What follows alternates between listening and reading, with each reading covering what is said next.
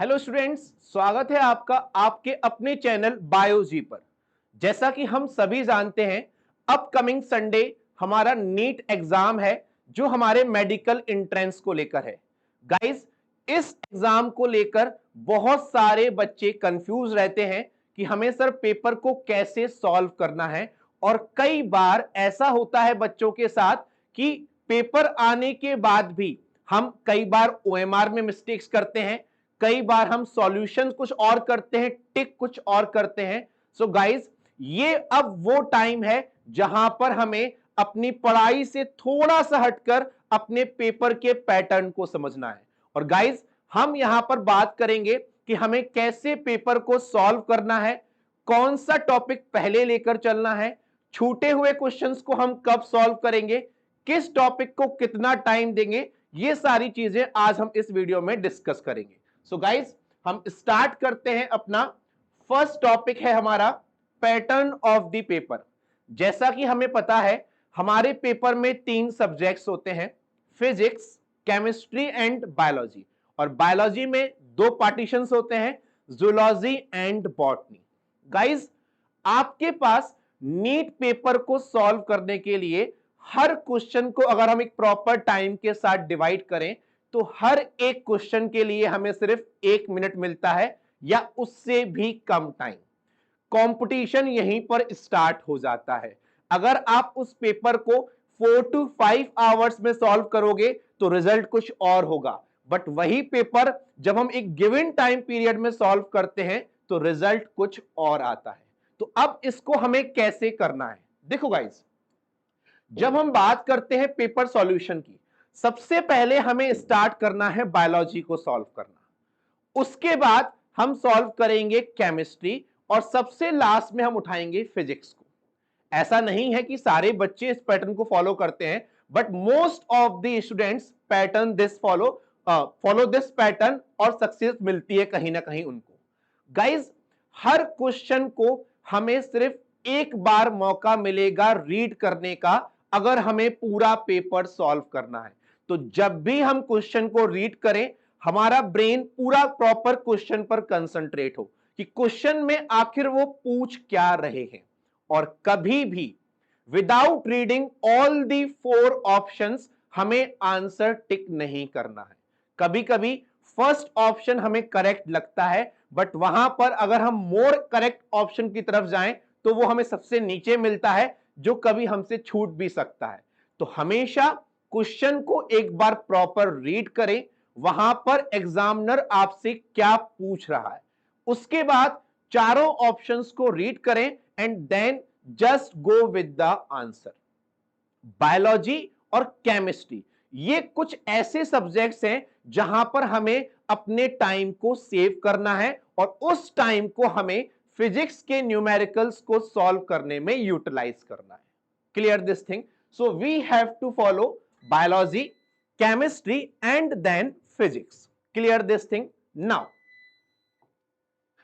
अब आती है बात कि सर बायोलॉजी में पेपर को कहां से स्टार्ट किया जाए। इसके लिए मैं हर एक बच्चे को फ्रीडम देता हूं। वो फ्रीडम क्या है? अगर सपोज कीजिए आपने बायो का फर्स्ट क्वेश्चन रीड करना स्टार्ट किया और वो बाय चांस आपसे नहीं बन रहा है, गाइस परेशान मत होइए। उस पॉइंट को छोड़कर आप पेपर के मिड से भी स्टार्ट कर सकते हैं, पेपर को पेपर की एंडिंग से भी पेपर को स्टार्ट कर सकते हैं। It's up to you. But अगर जिस भी क्वेश्चन को आपने उठाया है अगर वो आपसे नहीं बन रहा है तो आप उस पेज को ही छोड़ दीजिए, आप नेक्स्ट पेज से पेपर स्टार्ट कर सकते हैं। Clear this thing? नाउ जब भी हम पेपर सॉल्व करेंगे, जैसा कि मैंने आपको बोला, पहले हमें बायोलॉजी सॉल्व करनी है, then chemistry and then physics. Suppose करो हमने बायोलॉजी को सॉल्व करना स्टार्ट किया। अब यहां पर जितने भी क्वेश्चंस हमसे फर्स्ट राउंड में सॉल्व नहीं हो रहे हैं, उन अनआंसर्ड क्वेश्चंस को हमें एक प्रॉपर सर्किल दे देना है या फिर एक प्रॉपर मार्किंग दे देनी है। इससे क्या बेनिफिट मिलेगा? जब भी हम ओएमआर शीट फिल करेंगे या फिर हम पेपर को दोबारा चेक करेंगे तो हमारे सामने होगा कि यह क्वेश्चन हमने सॉल्व नहीं किया है। और जब भी OMR शीट फिल करने की बात आएगी तो उस फिलिंग में हमसे मिस्टेक्स कम होंगी, हमें पता होगा कि इस क्वेश्चन को हमने आंसर नहीं दिया है। तो जब भी क्वेश्चन सॉल्व करें, जो क्वेश्चन सॉल्व होते जा रहे हैं उन पर हमें टिक या सर्किल नहीं लगाना है, जो क्वेश्चन सॉल्व नहीं है वहां पर उस क्वेश्चन को हमें सर्किल कर देना है। Clear this thing. One more mistake जो स्टूडेंट्स यहां पर करते हैं कि हम जब क्वेश्चन को सॉल्व करते हैं तो वहां पर आंसर कुछ और आ रहा होता है और हम अपने पेपर के 4 ऑप्शंस में जस्ट अपोजिट आंसर लगा देते हैं।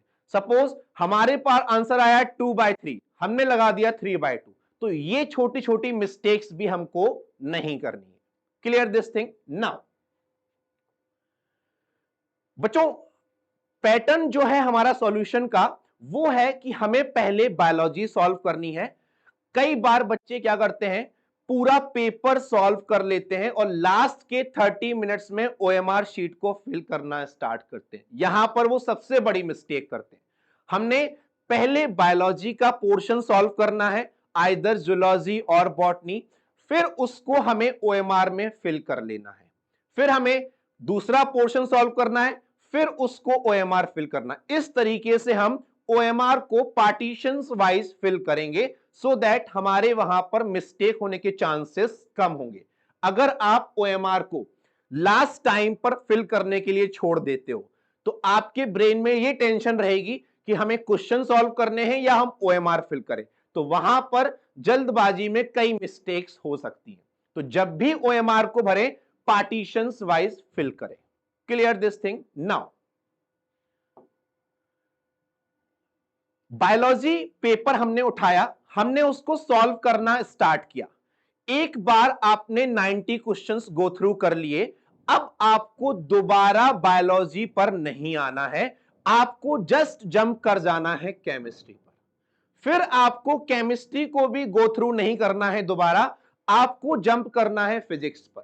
जब एक बार सारे पेपर सॉल्व हो जाएंगे, then again we have to go through वो क्वेश्चंस जो हमने अनआंसर्ड रखे हैं, जिनको हमने पहले से ही सर्किल कर रखा है। यहां पर सर्किल्ड क्वेश्चंस का एक और बेनिफिट होता है बच्चों, हमें पेपर में ढूंढना नहीं पड़ता कि कौन सा क्वेश्चन हमने किया है और कौन सा क्वेश्चन नहीं किया है। तो क्वेश्चन जो हमने नहीं किया है उसको सर्किल करने का एक ये बेनिफिट भी हमें मिल जाता है। ओके, नाउ अब हम बात करते हैं कुछ स्पेशल ट्रिक्स की जब हम क्वेश्चंस को सॉल्व करने बैठते हैं। यहां पर मैं ये नहीं बोलूंगा कि हमें क्वेश्चन में तुक्के मारने हैं या जय माता दी करना है, हमें कुछ ट्रिक्स अपनानी है जो हमें कहीं ना कहीं बेनिफिट प्रोवाइड करेंगी। और वो ट्रिक्स क्या है बच्चों, ध्यान से सुनना। अगर हमें किन्हीं दो ऑप्शंस में कंफ्यूजन होता है, ये मैं बात कर रहा हूं आपसे जब आप दोबारा पेपर से गो थ्रू होगे। यहां पर हर क्वेश्चन में ये डेटा अवेलेबल नहीं होगा, हर क्वेश्चन में ये पॉइंट अप्लाई नहीं होते। जब आप सेकेंड टाइम बायोलॉजी, केमिस्ट्री और फिजिक्स से गो थ्रू करेंगे गाइस, तब अगर आपको दो ऑप्शंस में कंफ्यूजन है और वो दो ऑप्शंस या तो ऑप्शन बी है और ऑप्शन सी है, अब मोस्ट ऑफ केसेस में जो ऑप्शन बी होता है वो करेक्ट होता है। या फिर जब आपने पूरा पेपर सॉल्व कर लिया, OMR शीट फिल कर ली, अगर आपका most of the answer B है तो आप बी के साथ जा सकते हैं। अगर आपका most of the answer C है तो you can also go with C option और 99% आपका वो क्वेश्चन करेक्ट होगा। हां, यहां पर अगर कंफ्यूजन आपको ऑप्शन ए और डी में है, सो गाइज आपको वो क्वेश्चन अटेम्प्ट नहीं करना है। Clear this thing. Second thing, जब हम बात करते हैं, कई बार नीट लेवल पर ऐसे क्वेश्चंस आते हैं कि अगर आपसे पूछा जाए इसका करेक्ट आंसर क्या होगा, बच्चे उस करेक्ट आंसर को ढूंढने लग जाते हैं। यहां पर ट्रिक्स क्या होती हैं, सपोज हमें फाइंड आउट करना है करेक्ट आंसर जो हमारा एक कोई ऑप्शन होगा। ऐसे क्वेश्चंस में हमें उन 3 इनकरेक्ट आंसर्स को सर्च करना होता है सो दैट हम फाइनली अपने आप अपने फोर्थ करेक्ट आंसर पर पहुंच जाएं। तो कभी भी अगर ऐसे क्वेश्चंस फंसते हैं बच्चों, तो करेक्ट आंसर की तरफ ना भागकर हमें सर्च आउट करना है कि कौन सा आंसर इनकरेक्ट हो सकता है। अंडरस्टूड? नाउ कुछ ऐसे क्वेश्चंस भी हमें नीट लेवल पर मिलते हैं जहां पर मोस्ट ऑफ द आंसर या तो ऑल ऑफ द एबव होता है, या दो ऑप्शंस करेक्ट होते हैं, ए एंड बी और ए एंड सी, या फिर नन ऑफ द एबव। ये क्वेश्चंस के जब भी ऐसे आंसर्स मिलेंगे, most of the time answers वही रहते हैं ना। इस बार का जो पैटर्न था, जिसमें नीट एग्जाम में भी एम्स लेवल की तरह एसर्शन और रीजन पूछे गए, बच्चों को बहुत ज्यादा कंफ्यूजन था। जो इस बार के पैटर्न को लेकर आइडिया दिया जा रहा है गाइस, मोस्टली लग रहा है कि आपका जो एसर्शन रीजन का पैटर्न है वो पेपर में नहीं होगा, और अगर आता भी है तो वहां पर हमेशा 99% क्वेश्चंस में जो एसर्शन दिया रहता है वो most of the time correct होता है, अगर आप कंफ्यूज हो रहे हैं तो। नहीं तो अगर एसर्शन रॉन्ग है तो 99 क्या 100% केसेस में रीजन भी रॉन्ग ही होता है। ये मैं सिर्फ आपको एक प्रोबेबिलिटी बता रहा हूं। इस बार बायो के पेपर में हो सकता है एसर्शन रीजंस कम हो।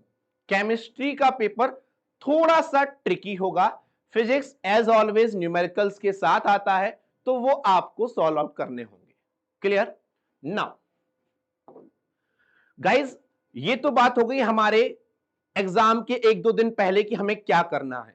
अब जब हम बात करते हैं day before exam, first of all सबसे इंपॉर्टेंट चीज, हमें अपने ब्रेन को थोड़ा सा काम रखना है, रेस्ट देना है, और उसके लिए हमें एक प्रॉपर 6 to 8 आवर्स की स्लीप लेनी है just day before the exam. We have to follow, we have to take healthy food. और इस लास्ट टाइम पर हम क्या क्या चीजें रिवाइज कर सकते हैं? सो गाइज, फिजिक्स में न्यूमेरिकल सॉल्व करने के लिए जो भी हमने थ्रू आउट द ईयर छोटी सी फॉर्मूला बुक बनाई है, हम उसको रीड आउट कर सकते हैं। केमिस्ट्री और बायोलॉजी में जितनी भी हमारी एनसीईआरटी बेस्ड टेबल्स हैं, हम उनको रिवाइज कर सकते हैं। जब आप एग्जाम सेंटर पर पहुंचते हैं, वहां पर ज्यादा परेशान होने की नीड नहीं है। आपने थ्रू आउट द ईयर मेहनत की है, वहां पर हमें अपने ब्रेन को शांत रखना है, किसी से भी कोई ज्यादा डिस्कशन नहीं करना है। अगर हमने अपने ब्रेन को वहां पर सेव कर लिया, तो हम एटलीस्ट एग्जाम हॉल में अपने ब्रेन को उतना ही ज्यादा अच्छे से यूटिलाइज कर पाएंगे। सो गाइज, ये कुछ टिप्स और ट्रिक्स थी आपके नीट 2023 एग्जाम को लेकर। Thank you so much and all the best.